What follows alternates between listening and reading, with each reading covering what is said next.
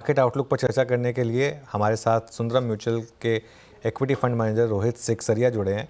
रोहित जी के पास equity research और fund management में 21 सालों का अनुभव है और साल का आखिरी दिन तो हमारे साल का आखिरी मार्केट डिस्कशन भी है ये। रोहित जी, गुड आफ्टरनून। तो साल बहुत इंटरेस्टिंग रहा। सबसे पहले तो 2025 के लिए आपको अग्रिम शुभकामनाएं। 2025 में जब हम एंटर कर रहे हैं, व्यू क्या है 2025 को लेकर?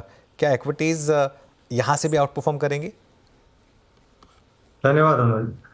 ये साल काफी अच्छा रहा इन्वेस्टर्स के लिए। एक्चुअली सिर्फ ये साल नहीं, पिछले 4-5 साल की जर्नी देखे इन्वेस्टर्स की काफी अच्छी रही है मार्केट्स में।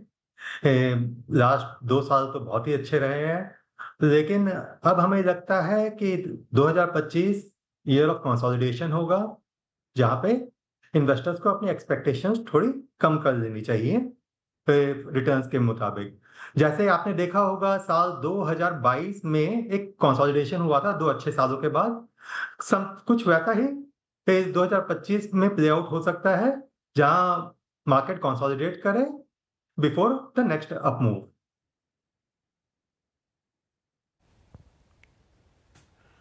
ओके अच्छा रोहित जी, अब एक काम करते हैं। अगर हम थोड़ा सा 25 में जब जो चीज़ हम सबसे पहले देखेंगे, अर्निंग्स लगभग आप समझ लीजिएगा कि दूसरे हफ्ते से अर्निंग्स स्टार्ट हो जाएंगी। अर्निंग्स में रिवाइवल, जहां Q2 में आपको बहुत डैमेज नज़र आया, Q3 तक आते आते सबसे पहले सुधार अर्निंग्स में आपको कहाँ पर एक्सपेक्टेशंस ज़्यादा हैं? Let's start with the banks. RBI की जो ये रिपोर्ट आई है उसमें जो उल्लेख किया गया है रिगार्डिंग आई थिंक एनपीएज, क्या ये ऑलरेडी प्राइस में है या फिर अब फर्दर प्राइस डैमेज बैंक्स में पॉसिबल है? Let's talk about banks first, banks and NBFCs. यहाँ पे अर्निंग्स की एक्सपेक्टेशन कैसी लग रही है आपको? देखिए, अर्निंग्स एक्सपेक्टेशन बैंक्स और एनबीएफसी की वीक ही है फॉर दिस क्वार्टर, क्योंकि जो रिटेल स्लिपेजेस हमने Q2 में देखी थी, Q3 में उससे ज्यादा ही बढ़ेंगी, specially from unsecured retail, micro finance, उन सब जैसे सेक्टर से स्लिपेजेस और ज्यादा बढ़ेंगी Q3 में। तो अर्निंग्स विल बी वीकर। लेकिन अगर आप स्टॉक प्राइस की बात करें तो ये सब ऑलरेडी स्टॉक प्राइस में फैक्टर्ड इन है। मेरे हिसाब से यहां से going forward for next year BFSI मेरे लिए बेस्ट सेक्टर है टू प्ले, क्योंकि ये यहाँ पे आपके वैल्यूएशंस बहुत रीजनेबल हैं, बहुत ज्यादा एक्सपेक्टेशंस है नहीं इसमें बिल्ट इन।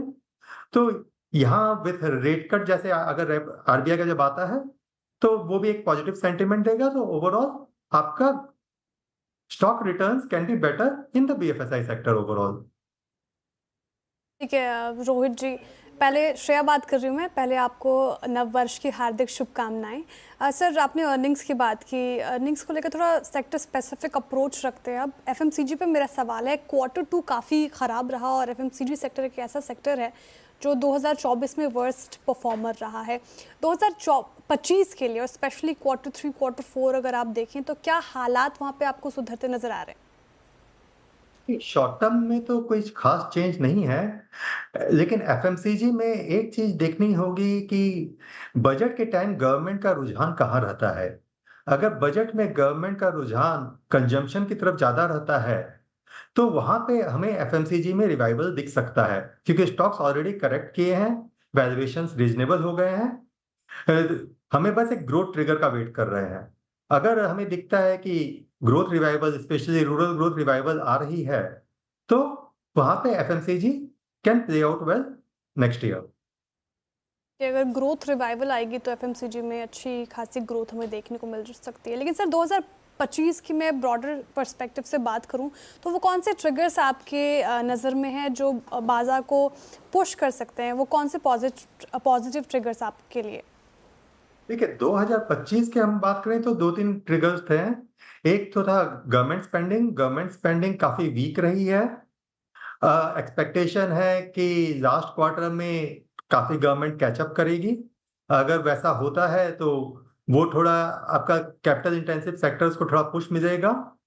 अगर गवर्नमेंट स्पेंडिंग वैसे ग्रोथ आता है, 30-40% गवर्नमेंट स्पेंडिंग में ग्रोथ आता है लास्ट क्वार्टर में। तो दूसरा है RBI rate cut. Fade meeting से एक्सपेक्टेड है कि आरबीआई रेट कट करेगी और उसका ओवरऑल इम्पैक्ट हमें देखने मिलेगा स्टार्टिंग विद BFSI सेक्टर। तो वो एक पॉजिटिव न्यूज है। और तीसरा है क्रूड ऑयल प्राइसेज।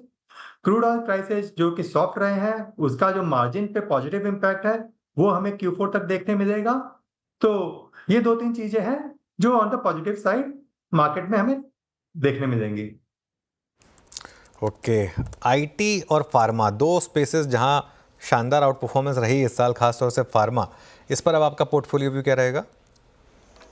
फार्मा में अब मेरा व्यू मोर और लेस न्यूट्रलिश हो रहा है, क्योंकि फार्मा में जो आउट परफॉर्मेंस रही है, बिग पार्ट आउट परफॉर्मेंस की रही है जो फार्मा कंपनी जो यूएस को ड्रग सप्लाई करती हैं, उन कंपनीज में पॉजिटिव रिटर्न्स ज्यादा दिए हैं, क्योंकि यूएस में आपका प्राइस काफी स्ट्रांग रहे हैं।